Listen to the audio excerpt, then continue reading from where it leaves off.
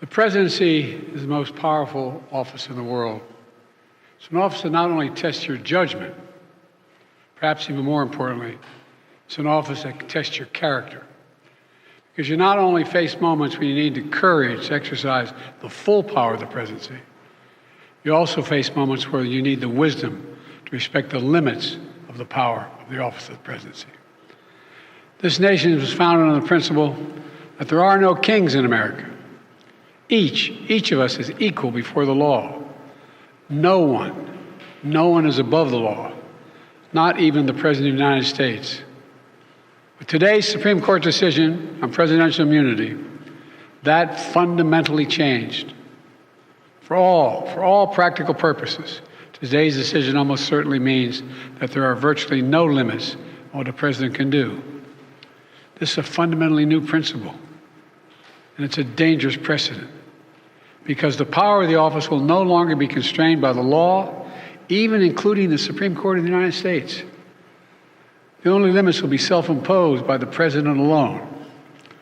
This decision today has continued the court's attack in recent years on a wide range of long-established legal principles in our nation, from gutting voting rights and civil rights, to taking away a woman's right to choose, to today's decision that undermines the rule of law of this nation. Nearly 4 years ago, my predecessor sent a violent mob to the U.S. Capitol to stop the peaceful transfer of power. We all saw it with our own eyes. We sat there and watched it happen that day. Attack on the police, the ransacking at the Capitol, a mob literally hunting down the House Speaker, Nancy Pelosi, gallows erected to hang the Vice President, Mike Pence. I think it's fair to say it was one of the darkest days in the history of America. Now the man who sent that mob to the U.S. Capitol is facing potential criminal conviction for what happened that day. And the American people deserve to have an answer in the courts before the upcoming election. The public has a right to know the answer about what happened on January 6th before they are asked to vote again this year. Now, because of today's decision, that is highly, highly unlikely. It's a terrible disservice to the people of this nation. So now the American people will have to do what the courts should have been willing to do, but will not.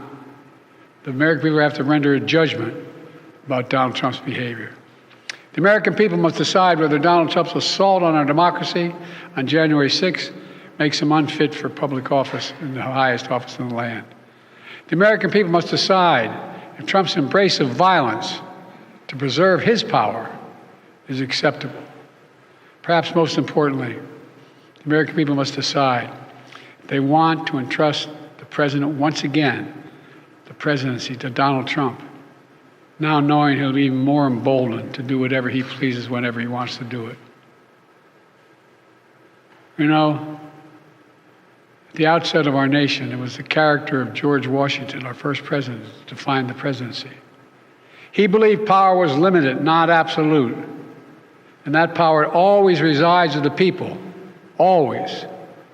Now, over 200 years later, with today's Supreme Court decision, once again, it will depend on the character of the men and women who hold that presidency that are going to define the limits of the power of the presidency, because the law will no longer do it.